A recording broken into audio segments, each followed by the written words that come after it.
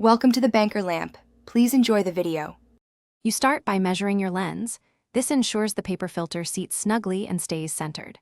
Once measured, trace a rose silhouette on black card scaled to cover the lens edge, but leave a central circular opening.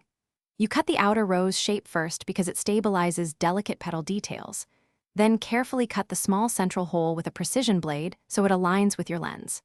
Make sure to keep the edges clean. Ragged cuts scatter light and ruin the bouquet shape.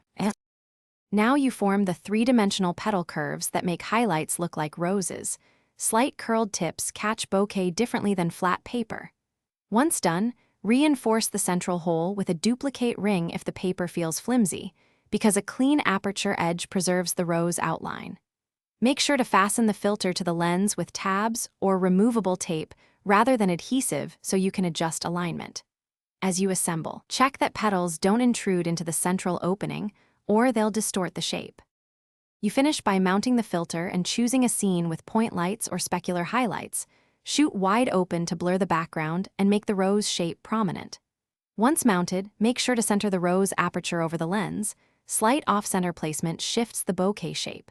If the rose looks soft or irregular, make sure edges are crisp and not frayed, or increase subject to background distance to reduce overlap. If needed, tweak aperture and distance until the rose appears distinct. Thanks for watching. If this was helpful, leave a like and consider subscribing. See you next time.